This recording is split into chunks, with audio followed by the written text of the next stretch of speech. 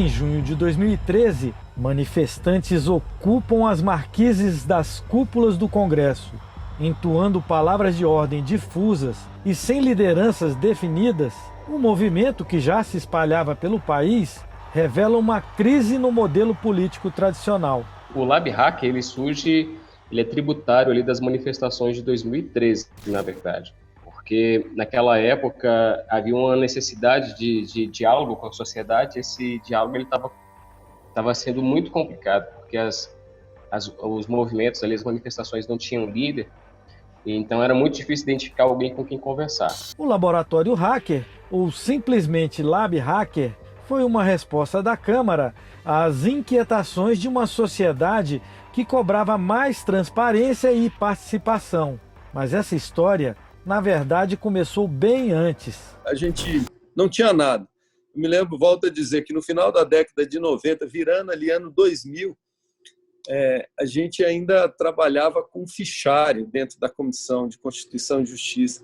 Então, o controle das proposições eram fichas, né? A gente abria aqueles armários de ferro e a sociedade não enxergava, não tinha acesso às informações. Dos arquivos físicos que ocupavam muito espaço e principalmente tomavam o tempo dos servidores, a Câmara aos poucos evoluiu para a era digital.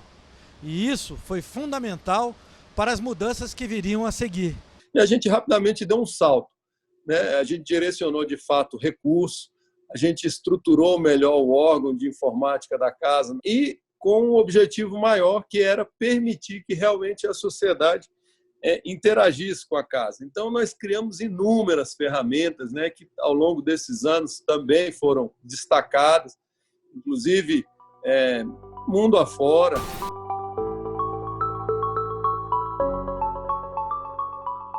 A Câmara foi pioneira na digitalização de processos e acesso à informação. Na esteira desse esforço, é criado em 2009 o portal E-Democracia, voltado a criar ferramentas de participação. A ampliação dessas ferramentas implicou numa presença cada vez mais constante do povo, dentro e fora do prédio do Congresso. Em certas janelas de oportunidade, políticas sociais viabilizaram o lançamento, né, o desenvolvimento e a manutenção de ferramentas e até órgãos voltados para a interação, para a participação popular, para a transparência, para o que a gente chama de uma política de parlamento aberto. É desse período a aprovação de leis que ampliaram a transparência dos gastos públicos e de acesso à informação. Mas, na mesma medida que se ampliaram os canais de participação, aumentaram as expectativas. Quando os parlamentos abrem canais para as pessoas participarem, para as pessoas darem comentários, tudo isso, também têm que pensar o que é que acontece a esses comentários, o que é que acontece a esses inputs. Ele não sabe que as considerações foram lidas pelos parlamentares, ele não percebe que elas foram respondidas, que elas foram incluídas no relatório, ele vai se sentir desmotivado. E essa questão é muito importante porque senão aumenta-se as expectativas dos cidadãos a níveis muito elevados, aumenta as expectativas que eles podem mandar as opiniões e que os políticos se interessam por essas opiniões. Novos personagens passaram também a querer participar. Além de setores tradicionais da sociedade civil organizada, uma multidão de anônimos que já ganhava expressão nas redes sociais apareceu exigindo espaço. Isso cria cada vez mais frustrações entre os cidadãos. Para mim isso não é engajamento.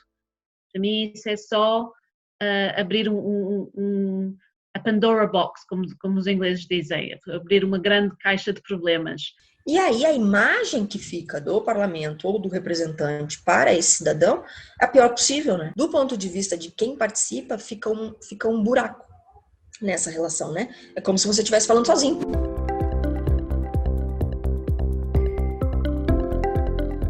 E quando as manifestações irromperam, ficou clara a necessidade de aperfeiçoar esses canais de diálogo. Ciente do desafio, a mesa diretora deu carta branca para a criação do primeiro hackathon da Câmara dos Deputados. E uma dessas medidas foi a realização de um evento para que a própria sociedade sugerisse novos mecanismos de interação para que essa comunicação fosse mais fluida, mais permanente. E aí, nesse evento, então, várias ideias surgiram, e uma das ideias foi a criação de um órgão que pudesse gerir esse relacionamento com pessoas da sociedade, com entidades da sociedade civil organizada. É criado, então, na estrutura da casa, um laboratório de inovação, o Laboratório Hacker. Ele trabalha mais como um hub, né? Ele faz um meio de campo entre vários setores que trabalham juntos para construir soluções inovadoras. O Lab é um órgão voltado para fora, né? Com as portas e janelas todas abertas, voltado para fora, e aí a sociedade vem ao Lab apresentar quais são suas principais demandas nesses 3 eixos, que são os eixos de atuação do Laboratório Hacker: transparência, participação e cidadania. Um canal permanente de diálogo foi aberto para encontrar soluções de forma colaborativa com a sociedade.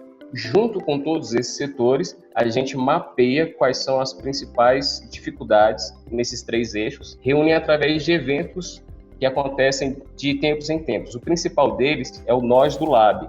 Então, a sociedade civil organizada traz os problemas de transparência. Olha, a gente não está conseguindo acessar tal dado. Traz também as dificuldades em participação que eles têm observado. Olha, a gente não está conseguindo participar de determinada maneira, de determinada ação do legislativo. Essas ferramentas que surgem no Lab, elas surgem desse processo colaborativo e da interação entre esses vários atores.